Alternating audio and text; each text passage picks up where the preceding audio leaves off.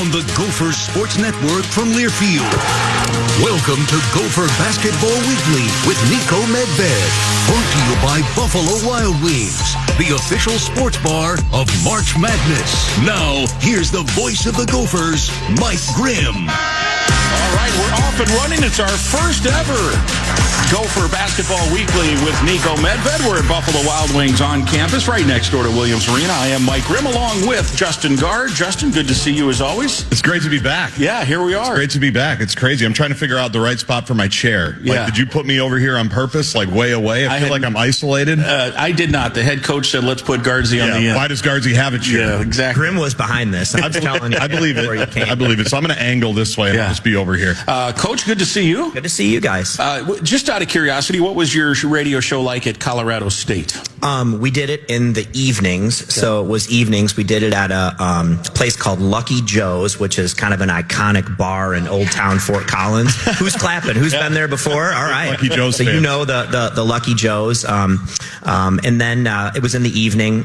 There was a women's basketball portion to it a little bit too. But yeah, it was good. We got a great chance to connect with fans and had a good turnout. And this is awesome. I mean, having it right here next to the arena. I love doing it like this over the lunch hour. I can roll right out of here into practice. And yeah, I'm looking forward to it. Outstanding. Well, this is great. We'll have most of the shows all year, Tuesday, noon to 1, because basketball schedule, is a little bit different than football, where it's usually, Thursday, Friday, or Saturday, almost always Saturday. Here you've got Monday games, Tuesday games, travel days. So most of the shows will be Tuesday. You'll want to check your local listings each week. There's a few Monday, a few Wednesday shows to accommodate the travel schedule and the game schedule. You guys got back from California, Palm Springs, Palm Desert, California, and two losses and injuries started to take the toll. So let's start with, can you give us an update on how your guys are doing health-wise?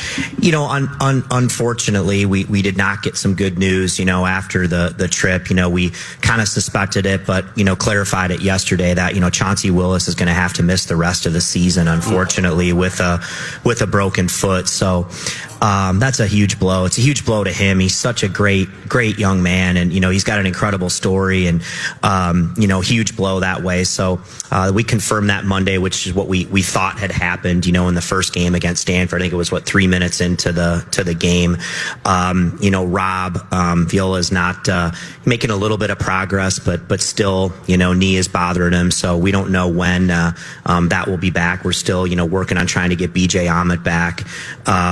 So it's been a challenge. It's a blow to our guys. It's been hard to practice, but hey, we're not the only team, that has injuries. I think it's important to acknowledge that sometimes coaches get up here and you can be disingenuous and not talk about, of course, injuries play a factor, right? You do it. It changes the way you practice, the way you prepare.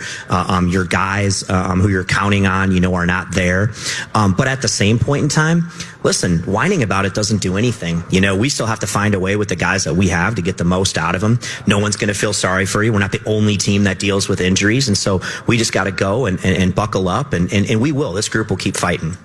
That's kind of where I was going to go next. How do you handle it with the group and the team? Because they obviously know they've got a couple of guys down, and I'm sure some are looking forward to opportunities that maybe they wouldn't have had otherwise. But even before the first coach's radio show, you're dealing with some pretty serious injuries this early on. So how tough is that to get that message across? I think, guys who are in it, it's a reality of being in sports, right? Of being on teams. And, I tell them, and I told them the other night too, in the locker room, and if they get one thing out of our program, and they may roll their eyes, but if they heard it once, they heard it a million times. You don't learn. You don't grow and you don't learn a lot about people when things are going great. You learn when things are going tough. You learn a lot about your circle. You learn a lot about yourself. Who do you want in the foxhole with you? How are you going to respond? And I tell my coaches that too, as I've been fortunate to be in this business a long time. The times that I've grown the most as a coach is when things have been hard. And so we get an opportunity to do that. And guys need to step up. Some guys are going to have to play. It's not too bad to say, hey, you got to play all 40 minutes. Right. there are worse things, right? Yeah. Guys want to play. And so we'll have to retool that way, but I think it's just how you frame it. And like I told the guys, we have to focus on playing to the best of our ability. How can we become the best team that we can be? And that's our journey right now. And these guys, we got high character guys. They'll stay in the fight and they'll keep battling, and we'll improve. From a logistical standpoint or pragmatic standpoint, is how does the point guard situation now get normally resolved with minutes, I guess, right? I think, we've really got two guys, obviously Isaac Osama and Langston Reynolds. I think you'll kind of see those guys will start in the backcourt together, and that will be a little bit by committee. But that's what it is, right? And so as a coach, I guess it kind of simplifies things, right? This is what it is, and this is what we've got. And those two guys are more than capable, and they're going to have to play more minutes. They're going to have to learn how to play really physical and hard without fouling, play through fatigue, all those kinds of things. And so that's what we'll do at the point guard position.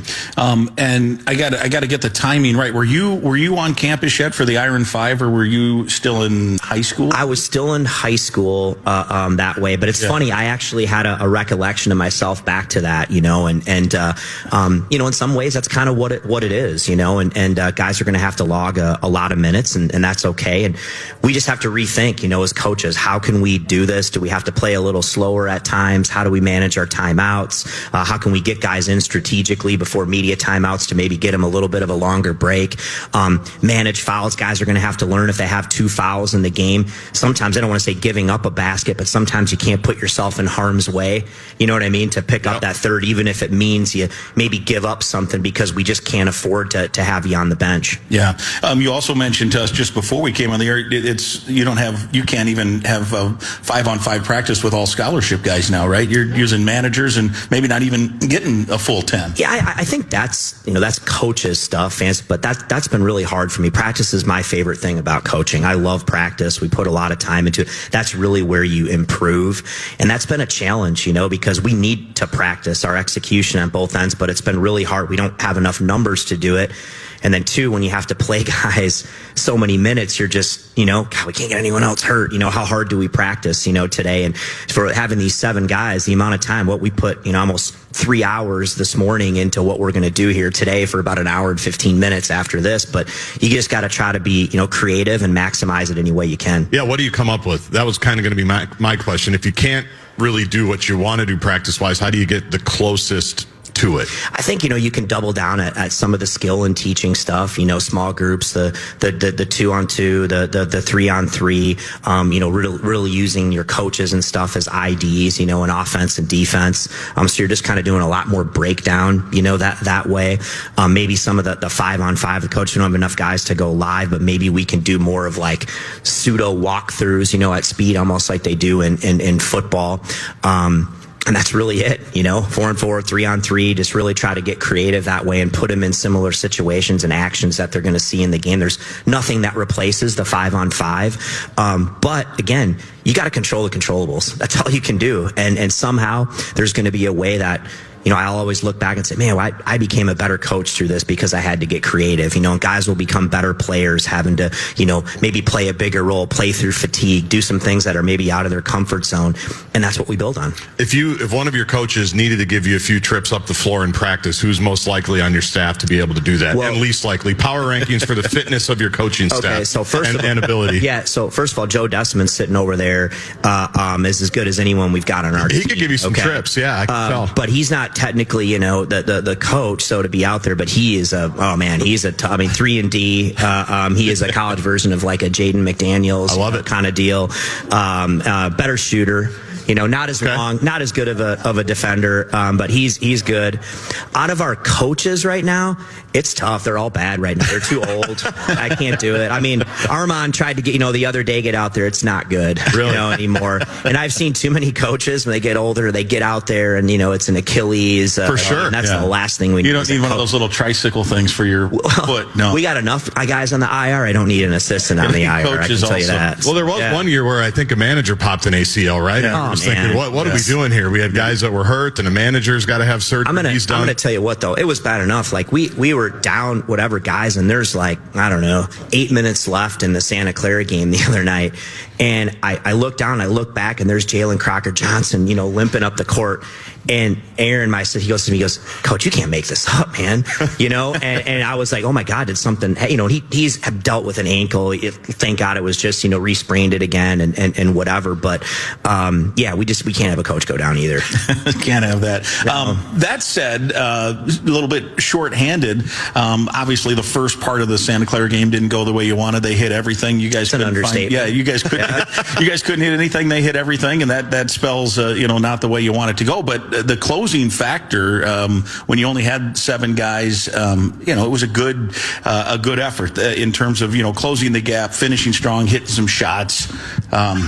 I don't know. Yeah, I think, again, listen, let me be clear. Like, people who get to know me, I'm the most competitive guy you've been around. I hate losing. I have the desire. That's what we're here to do. But I think sometimes when you're in those situations, we knew Santa Clara was going to pressure us, down a point guard, down bodies, back to back. It really they jumped us, And so at halftime, you're like, okay, we just got to focus on playing a good 20 minutes. How do we reframe this right now? How do we find a way to go out there and try to win this half? And let's get better at things so we can have something to build on. And I thought they did that. I thought the guys, did what we needed to do in the second half. They showed me something. They never quit. I was really proud of a guy like Kai Shinholster. Freshman gets an opportunity. He's flying around on the offensive glass. He's diving on the floor. He really brought us some energy. Guys like Cade Tyson, typically in a game like that, we might take him out. He couldn't come out, because we don't have anyone else to play.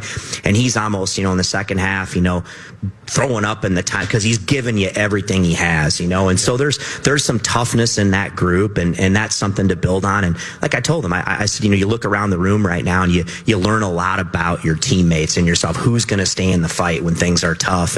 And I think that's a big thing that, as you talk about building the culture and everything that we want to do that can be bigger than winning and losing. Did it confirm to you, like these last couple of weeks, obviously you kind of microwave this team, right, in 2025? You get here, you get the job, you get a lot of new faces. You probably knew some about their character beforehand, but it's probably hard to really truly know. Did it confirm to you kind of the guys that you thought you brought in? Yeah, I think, yes. I mean, I think you learn a lot about people and not good and bad, but you also learn, okay, man, there's a way we got to try to help this young man grow, right? Here's something that we can really help him improve on. But yes, you do. You don't, no matter how many guys you have, whatever they've done before, every team's different. You don't really learn about your team until you go through it. And every team's going to go through about what your response is going to be. And so I thought they did show that in the second half. And now at least there's clarity, right? Like we know it really stinks for Chance, but he's out right now. Right. And so we know these guys are out. These are the 7 guys that we have right now. And maybe in a way that just gives them clarity of, okay, this is it. We got to go out there and find a way to make the most of this. A couple more just with the situation as it is injury-wise. It's not like the NBA where you just call up a couple dudes from G League or find a guy, on the waiver wire. That's not there. But are there things now with the transfer portal that maybe you could add a guy in the middle of the season or a semester or something like that, or no? Well, it's funny. I wish. I mean, there's a couple guys Finch isn't playing, right? Yeah. We can take those guys. Yeah. It's challenging at the semester. There could be, a possibility, was there an international player or somebody else, who could come at the semester? I think you need to be cautious though, because again, sometimes the short-term Band-Aid might feel good for a little bit, but that's not what we're aiming to do, right? We're aiming to be a great program. And so anyone that we would want to add would be somebody that we would envision could be here for the long term, not just for, the last few months of the season, but somebody who we think long term we could really, build with. And so I think that's what all options have to be on the table. You're always looking to add guys. We would have flexibility to do that, but it's really got to make sense. And then lastly, at least for me on that part of it, and again, you just got the news yesterday, but with Chauncey, I know he had a junior college year that I don't know what that means. I think there's still rulings on that. Has he played too much at 8 games, or is there a chance he could get a medical out of it? He should have no problem getting a medical. And so, like I told him, and obviously he's a young man I would really want to have back in the program. He's about all the right things. He is tough as nails. He's so coachable. And, you look at his journey and he's been at all, these different places. And I told him, as much as this stinks for you, he's going to look back on this and he'll be cleared in the spring at some point.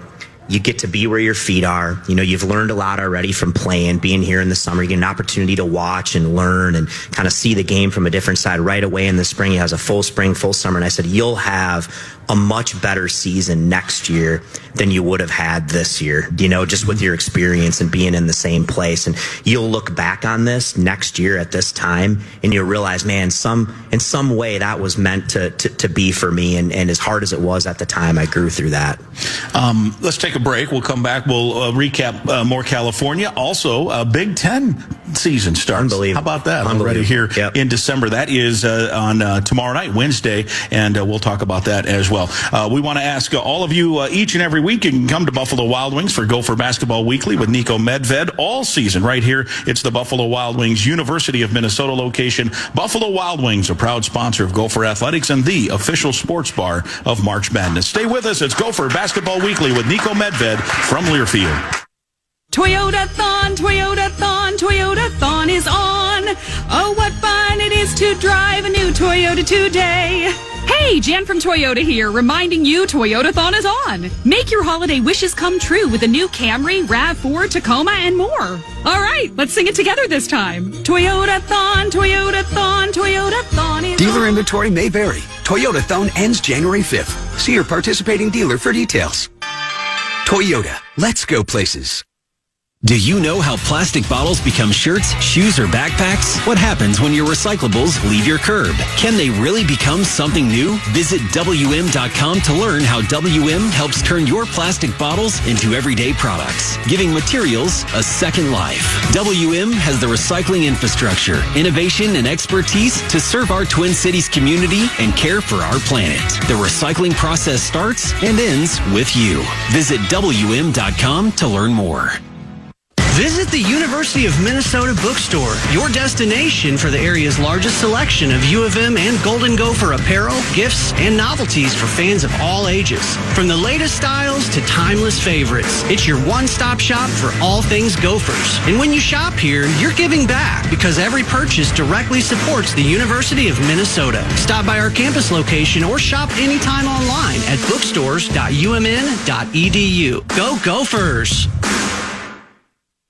Are you looking for concert or sports tickets? As a local Minnesota company, Ticket King is a company you can trust. They have seats to fit every budget and even offer parking or tailgating passes, and all tickets are guaranteed. Each order is personally attended to by one of our dedicated customer service representatives who are committed to providing you with a courteous, professional, quick, convenient experience. Visit us at TicketKingOnline.com or call us directly at 612-341-4131. Buffalo Wild Wings has partnered with the Gopher men's basketball team for the Gophers Win You Win promotion this season. After every Gopher men's basketball victory, fans win 6 free wings. The offer is valid at participating Buffalo Wild Wings locations throughout Minnesota with a $10 minimum purchase for 2 days following each Gopher win. Fans are also invited to join the Niko Medved Coaches Show on Tuesdays from 12 to 1 at the Buffalo Wild Wings University of Minnesota location. For full details, visit gophersports.com/BWW. Buffalo Wild Wings is a proud sponsor of Gopher Athletics and the official sports bar of March Madness. Imagine getting insider access to your favorite Gopher student athlete. Exclusive events, behind-the-scenes content, and unique experiences that bring you closer than ever. That's what you get as a member of Dinkytown Athletes. With memberships starting at just $10 a month, every membership directly supports Gopher student athletes through NIL opportunities, helping them grow on campus and beyond. Take your fan experience to the next level. Visit DinkytownAthletes.com today. You depend on CenterPoint Energy to deliver energy for what matters most to you, your neighbors, and throughout the land of 10,000 lakes, so we can all make a better tomorrow. That's why we're investing in the latest technology to reduce emissions, offer rebates on qualifying energy-efficient natural gas equipment, and provide energy-saving programs that help save you money. Look ahead at centerpointenergy.com/futuremn. You.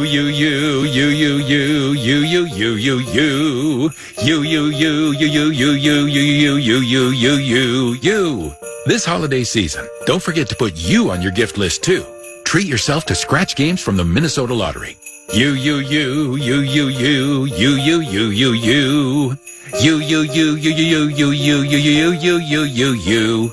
Minnesota Lottery. I'm in. Must be 18 or older to play. Please gift responsibly. Beats, bites, and big plays start here. Mystic Lake's Hop House is now open. Turn up the volume with live music every weekend. Savor all-star flavors that bring the heat, surrounded by wall-to-wall game day action.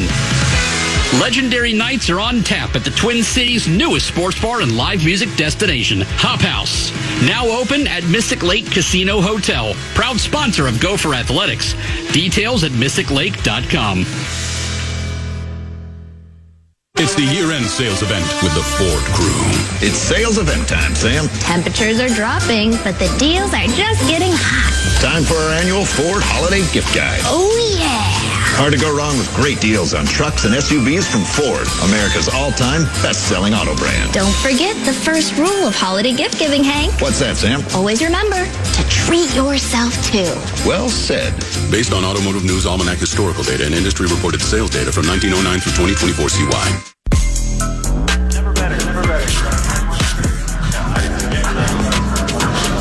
Welcome back. More with Gopher basketball coach Niko Medved. Gopher Basketball Weekly. We're here at Buffalo Wild Wings University of Minnesota location right next to Williams Arena every week now for the rest of the season. Most of the time, as we mentioned, on Tuesdays, some Mondays, some Wednesdays. We also want to mention if you come in person, you have a chance to win a $25 gift card to the University of Minnesota bookstores. Our sign-up is right there at the table. Nobody has yet put their name in because I'm announcing it for the very first time, so nobody knew. So right there, you That's can put, Minnesota. Nobody wants to be first. Yeah, exactly. They want to wait for somebody else. Or last. Yeah, you don't want to take that last piece of pumpkin pie exactly at Thanksgiving. Right. Which is good for a guy like me. We still have one sitting on the kitchen table. Yeah. Nobody wants to cut in half. Yeah, cut in half. Yeah, or just a little sliver. snippet out of that. Did Minnesotans event passive aggressive? Yes, we've perfected it. I don't know if we've invented it, but we have taken it to the next level. Indeed. Well, if folks have a chance, they can put their name in the hopper. We want to thank University of Minnesota Bookstore for all of their support, and they are the area's largest selection of U of M and Golden Gopher apparel, gifts, and novelties for fans of all ages. From the latest styles to timeless favorites, it is your one-stop shop. Every purchase directly supports the University of Minnesota. You can shop in-store, on campus, or online at bookstores.umn.edu. We'll give away that gift card a little bit later on. Let's talk about your team here a little bit, starting with Cade Tyson, who is your leading scorer. He's kind of developed into the go-to player that I'm sure when you talked him into becoming a Golden Gopher, you were hoping to see. I mean, 20-plus points each night. You mentioned how hard he was working late in that game against Santa Clara. Just talk us through, maybe take us all the way back to the recruitment process and what you liked about him and how it all worked out for him to end up here in the Twin Cities. You know, we were familiar with him when he played at Belmont. Obviously, I've told the story 2 years ago. You know, he was one of the top transfers available. He's a North Carolina kid, right? So I see the lure of going back home and playing for Carolina. It's a team he grew up cheering for. Just didn't work out for him. But I think, you know, fit matters. We really thought he'd be great in our system, kind of his versatility, kind of the things that he could do. We knew he was a high character guy. He was tough. He would work. And it's all played out that way. I mean, he's been everything and more, to be honest, of what we thought. He's a team guy, all about the right things, really, really tough. He's the first guy in the gym. In fact, he's probably to the point, like most of the great ones I've ever had, you kind of have to try to, hey, man, you know what I mean? Like, calm him down a little. We need you for 40 against the Hoosiers. I get the, 7:45 or whatever in the morning, getting up your shots every day, then coming back. And some of that's what makes you what you, but I think, having a plan of how do I, maximize, but again, having guys that you have to scale back is what you want, because it means so much to them. And so it's been really fun to watch him. And I think, fans are realizing too, he's obviously an exceptional shooter, but he does a great job, cutting, does a great job, getting to the free throw line. He has a really quick first step, playing off his shot fake. I think this is really great for his development too. He's drawing more attention now on the scouting report than he's ever had in his career.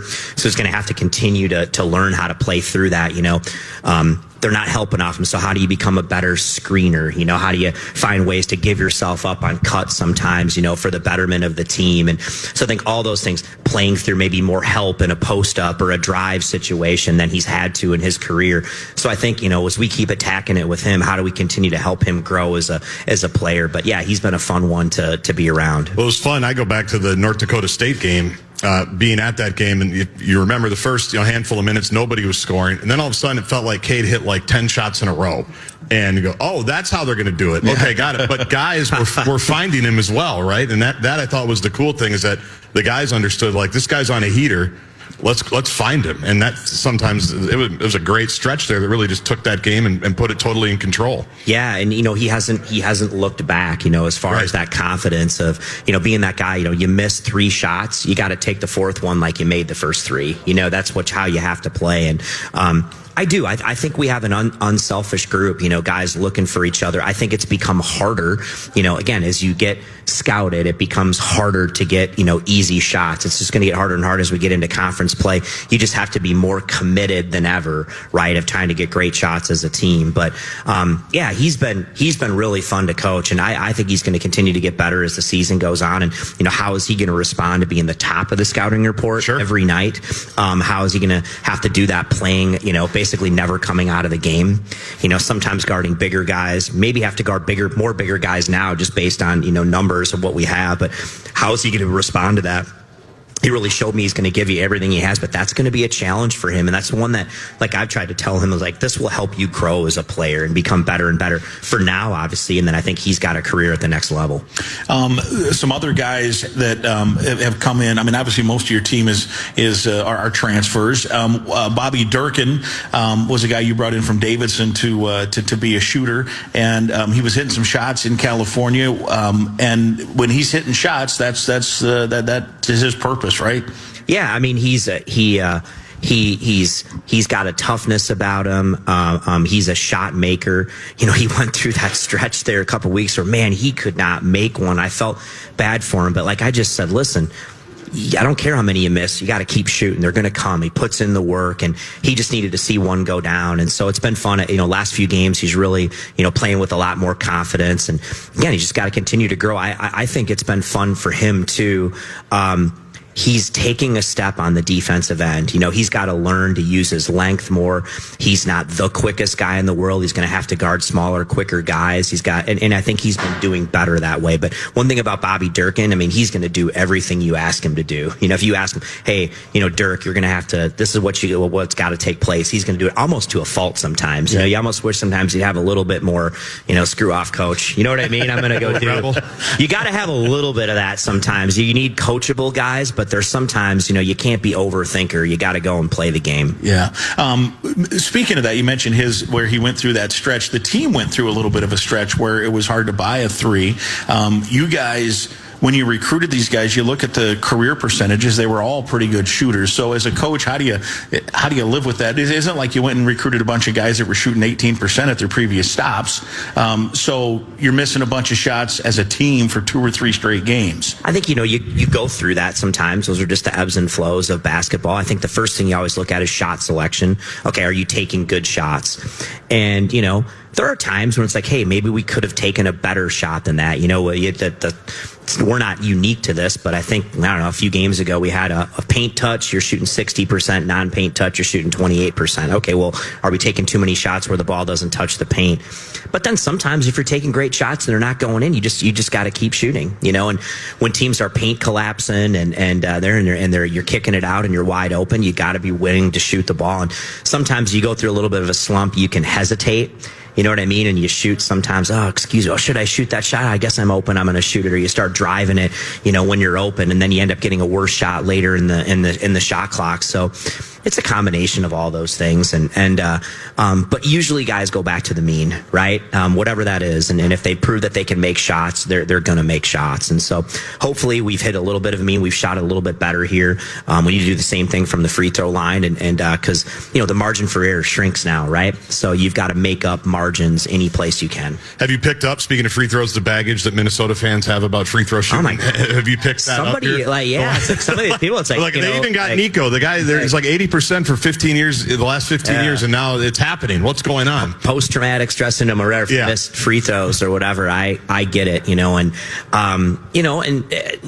I do, but you just got to kick that thing right in the rear. You can't, the worst thing I could do is pay attention to that, to be honest. Oh, yeah.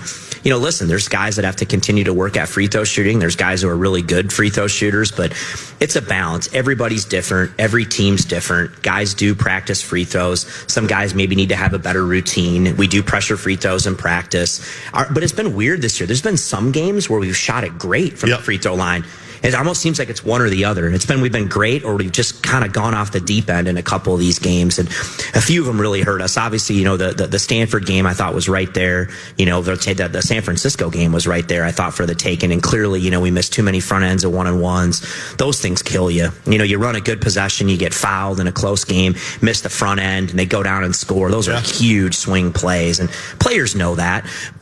So you've got to cash in on those opportunities. It is funny because fans always wonder, well, are they practicing free throws? Yeah. Every pressure free throws at the end of practice, everybody's running. If you're not, you got speakers like they've considered it. The coaching staff has considered practicing free throws. We do, and I think sometimes I talked to a great coach who's a mentor of mine too, and he's like, Niko, we go through that in our team, whatever. I'd struggle a little bit from the free throw line. You know what I tell my guys about free throws? He's like, nothing. You know what I mean? Like, listen, the players are self-aware. They all know, you know what I mean? Like, and sometimes you make a bigger deal out of it. It just makes you even tighter. Totally. And so you just got to get your routine and got to do your deal, and it is what it is. And again, certain guys maybe have certain things they have to work on more, but that's where we're at. And hopefully it's something that we'll continue to get better at, and we trend more towards the games that we've shot it well. You mentioned shot selection, so I'm curious philosophically what your view is of a wide open three by people that you think can shoot them. Do you want that to, even if it's 5 seconds into the possession, if a guy's all alone and it's a guy that can shoot threes, are you saying fire that thing, or do you want to move the ball some more? If Cade Tyson's wide open 1 second into the shot clock and he doesn't shoot it, that's a problem for us. You know what I mean? No, I mean, a wide open three for anyone who can shoot it, even at a mid 30%, should take that shot every time. I mean, again, analytics 101, right? If you're say you're a 40% 3-point shooter and you shoot it from behind the line, okay, that's 1.2 points of possession, right? Shot inside, just 3 feet inside, a long two with the same shooter is 0.8 points of possession, right? Yeah. So open threes are huge, right? And that's why, the NBA has probably almost gone too far, in my opinion, a little bit. We got to get up this many threes. I just think you got to get up good shots. Still, the highest valued shot is still, we call them rack zone 2, shots at the rim, getting fouled, doing that. But open threes are like gold. Yeah. And if guys that have good percentages are open, and I think you're getting in your offense a lot of open threes, which is nice. We do. I mean, there's sometimes I think guys are maybe a little bit ill-advised, where maybe take them without a paint touch a little bit too early. And again, it's a gray area thing. You can't be over there overthinking every possession, and you got to be talking about good shots, great shots. And I always tell guys, my job is to not teach them what to do. It's teach them how to think, and I try to don't take that shot. Hey, maybe what could have been a better one, and try to teach them how to think that way. But yeah, I think we've been getting good shots, and you gotta. It's a pretty simple game. You got to make shots. This team we're going to play tomorrow night here is as good of a 3-point shooting team as I've seen. Well, it's the first ever Niko Medved show, Gopher Basketball Weekly, which means he is now after this break going to go through the gauntlet of the long contested two. Yeah, the 0.8 per possession segment. Yeah, we could give it 1.2, but it's not going to be that good. Just a grueling, unanalytically friendly segment. It could be. It's 2 non-basketball questions that usually for guards he turns into about 9 questions, and it's awesome. You're welcome. Yes, You're thank welcome you for shouldering the load. Meanwhile, go eat some chicken wings and let you guys talk after this break. Stay with us. It's Gopher Basketball Weekly with Niko Medved from Learfield. Niko Medved and the long away. I mean, we've been waiting since the end of last basketball season. That's true. For the long contested 2. I mean, I'm excited. This is going to be a highlight of your week. I mean, I'm listening to you being introduced as the new head coach back in whenever it was, March or April, over at the facility, and my only thinking was, I can't wait till Gargi gets to get to the long contested 2. We were thinking the same thing. Yeah, exactly. I've only been working on these questions, Gargi. Since about then. I think I was since about 11:30 this morning. Yeah. What time did we break? We broke about 12:34. So I got a couple. Well, I don't know if this has been previously reported, but you're actually actually from Minnesota. You grew up in Minnesota, and you went to the University of Minnesota. So I just want to get that cleared up in case anybody had any confusion about that. But I'm curious. I remember when I was here 20-ish years ago, maybe 30, how much the campus has changed. How much has it changed from when you were here, 92 to 96, right around there, right? So it has to be unrecognizable in some ways. It does. It's funny you say that. So I'm in this is my first time in this BW3. This used to be Station 19. It sure did, yeah. Okay, Station 19, that was the hangout, for better or worse. You know what I mean? This was the hangout, and so I'm looking Everybody's around. nodding in the crowd. Everyone who's been, I'm looking around this place, and there used to be like a little, I think, upstairs thing here and whatever. So this, in and of itself, where we're singing, has changed dramatically from when I was here. The barn hasn't changed at all. Right. It's the same as I remember it. For better or worse. Yeah. I'll say that. Clem Haskins' desk, the thing. There is still a landline phone, okay, in the desk on there. We actually dialed the number when I first got there. It still rings. You know what I mean? That's the same number? Yes, I think so. Yeah, it's the bat phone, or whatever if we need it. So that hasn't changed. Campus has. I mean, the biggest thing that's changed, the athletes' village. It's tremendous. I mean, the facility we get to be in every day is just spectacular for our guys, for our coaches. Boy, they did a phenomenal job. Give Mark and his team credit for, they really had the vision of doing that, and however that started and raising the money, they really did it first class. So that part has changed dramatically. Where our players live, across the street, and now they've even got new housing that continues to go up that our guys are living in. It's just everything is first class that way. Walking on the mall of campus and around there, a lot of that is similar to what it was, but you do remember, and my wife commented on this too, and she'd been here before. We are in a city, but really the campus is really nice. When you get on campus, you really feel like in this metropolitan area, like you really are on a college campus. So some things have really changed, but some things are the same. And I think all the changes that I've seen are for the better.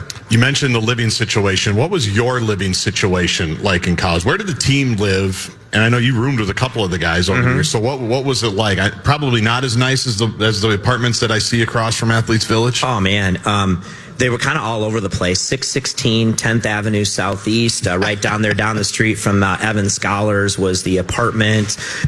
Chad Colander was my roommate for several years. Owatonna Zone? Owatonna Zone. We had a lot of fun there.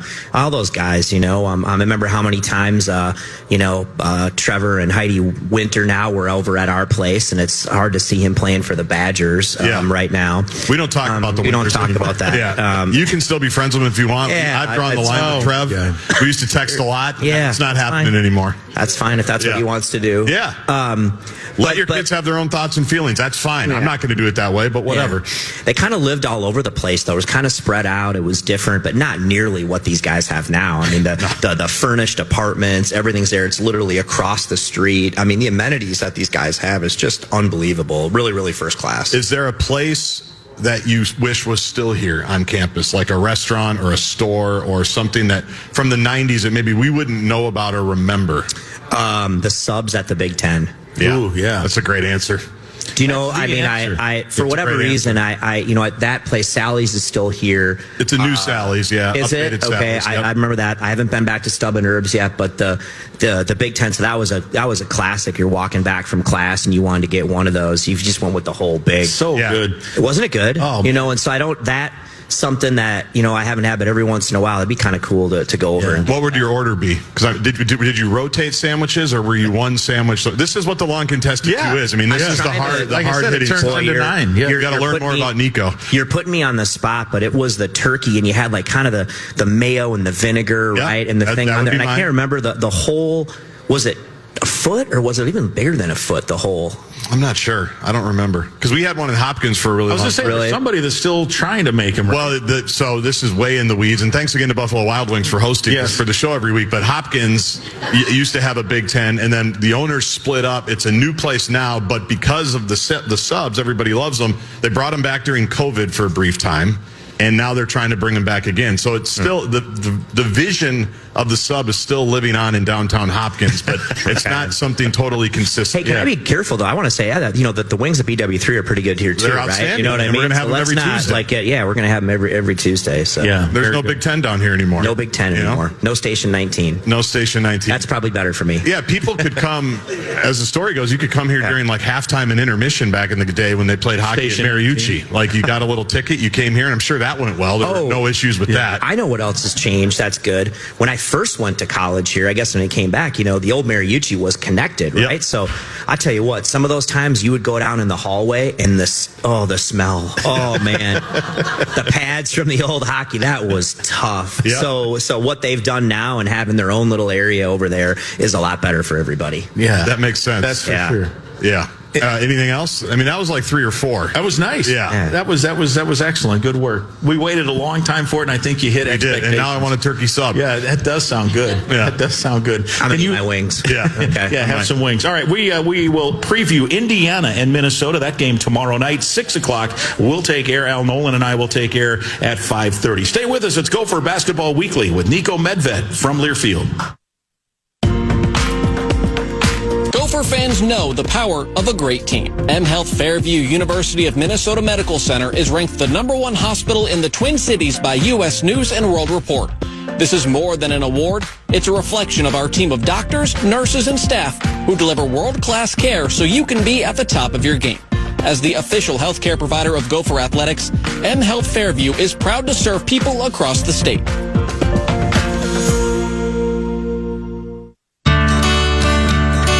Midland Hills Country Club offers a wonderful setting for any of your upcoming holiday events. Our facilities and excellent food and service are sure to exceed your expectations. Let our professional staff guide you in making your event a memorable one. Come experience what Midland Hills has to offer. We're conveniently located in Roseville, just 10 minutes from either downtown area. Visit midlandhillscc.org. I'm Clay Geary, former wide receiver for the Minnesota Gophers. And I'm Ben Utek, U of M alumni, Super Bowl champion, and Tony Dungy Uncommon Award winner. We understand championship culture, which is why we are part of the True North family of companies. True North invests in only elite teams, like the champion team at True North Mergers and Acquisitions, Minnesota's largest seller of companies. To learn more about True North and our diverse family of independently owned companies, visit thetruenorthfamily.com. Toyota-thon, Toyota-thon, Toyota-thon is on. Oh, what fun it is to drive a new Toyota today. Hey, Jan from Toyota here, reminding you Toyota-thon is on. Make your holiday wishes come true with a new Camry, RAV4, Tacoma, and more. All right, let's sing it together this time. Toyota-thon, Toyota-thon, Toyota-thon is Dealer on. inventory may vary. Toyota-thon ends January 5th. See your participating dealer for details. Toyota, let's go places. Ban.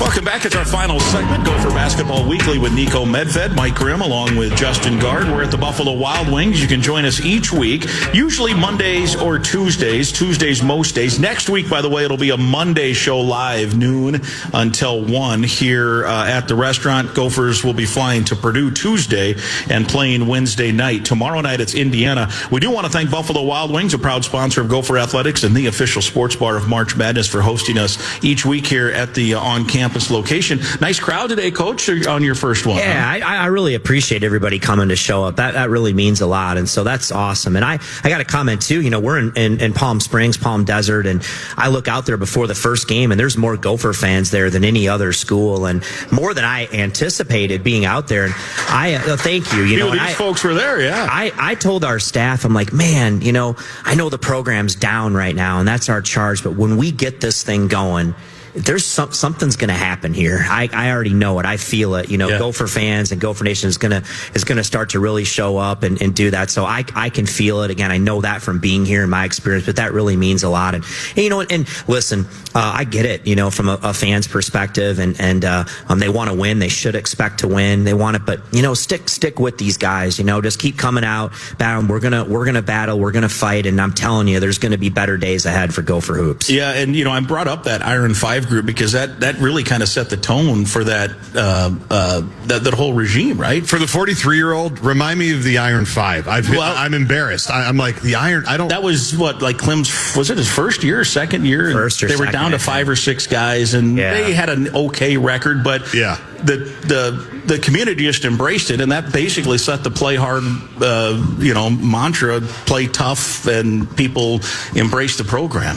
There were guys that were on those teams those early years that ended up sticking through it to when, things really changed, and those guys are part of the community and Gopher hoops, lore forever. And so we have an opportunity to do something like that. And so, stick with us, keep battling. Better days are ahead. I can tell you too, the good news for me personally, I've been through this before. You know what I mean? Every job that I've taken, we've had to continue to grow it, and we will. We've got, a lot of the right people here on bus, and we've got a great fan base. We got a great arena playing the best league in the country, and we're going to get this thing going. It's interesting you mentioned each job you've taken. You were at Drake for 1 year, and then the guy that took your spot was there for a few more years, and you two guys are going to be meeting up tomorrow night. Darren DeVries for Indiana, Niko Medved for Minnesota, 2 former Drake coaches, Indiana and the Gophers tomorrow. Tell us about Darren DeVries' group of players that you'll see tomorrow.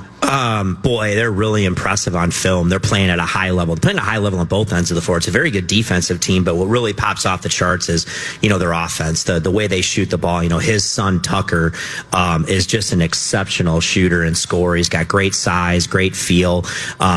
He'll shoot that thing from 12 feet behind the line, no problem. The other kid, Wilkerson, number 3, he's as good of a shooter and scorer too as I've seen, and do a great job spacing, playing with each other. They have great chemistry, and so they can go on a 10-0 run, like that. So they're playing at a really, really high level, but this is the Big Ten. That's what it is. You know what I mean? A lot of teams playing at a high level right now. So I don't know. They're ranked in the top 25 for a reason. So we'll have to go out there tomorrow. We're going to have to play with a lot of energy defensively. We're going to have to execute. We're going to have to shrink the margins with, lowering turnovers, holding them to one shot, being great in transition defense, and just scrap and claw. And, the one thing I'll say, they haven't played on the road yet. They've played a neutral game, and we've got to try to start to build that foundation of making the barn a pretty nasty place to play for opponents. Yeah, take us in that in our final minutes or so, because every venue, I'm sure it was like this in the Mountain West. You guys had some sneaky good venues there too, and you're dealing with altitude and all kinds of different things, but I don't think enough people understand how impactful home crowds are. And even, an extra 1,000, 2,000 people, if they're into it and they're the right people, it rattles teams. It can. Oh, big time. I mean, when you get your home crowd behind you, and I've seen it in this place here across the street, it is very unique, and it means everything. You can get these crowds behind you, get them going. You can rattle the other team. It brings a ton of energy and enthusiasm and kind of an out-of-body experience for some of these guys, right, to perform at a level that they didn't even realize they could. And so, that's our charge. It's going to come. It's going to happen. I can already feel it. And, tomorrow night's our first opportunity here in the Big Ten to see what we can do. Do you regret the fact that because of how Coach's wardrobe has changed over the years, you won't be able to throw your coat into the crowd like Clem would? you probably had to catch that coat a couple times, yeah, right? I don't know. It was he played it well, didn't he? You know what I mean? Played it well, kind of loosened the tie a little bit. And I can't really do that with the pullovers you guys wear. I feel like now, and they're all my friends. I dare you to just rip the pullover off and whip it. Oh, no, like something like Eric Musselman. I was just going to say Eric Musselman. Yeah. That's not my deal.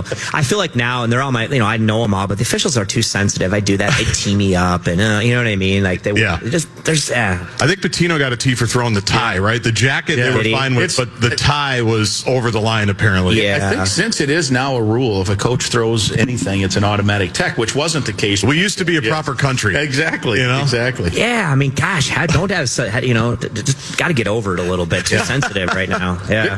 Did Coach ever, was that ever orchestrated? Like, like, I got to get this place fired up, I'm going to throw my coat? Or was he legitimately pissed off? He never said that, but there was probably a little gamesmanship, right? And all that time was a little bit upset, but maybe felt like, hey, we gotta get him going. And there's a way to play to the officials like that a little bit. Yeah.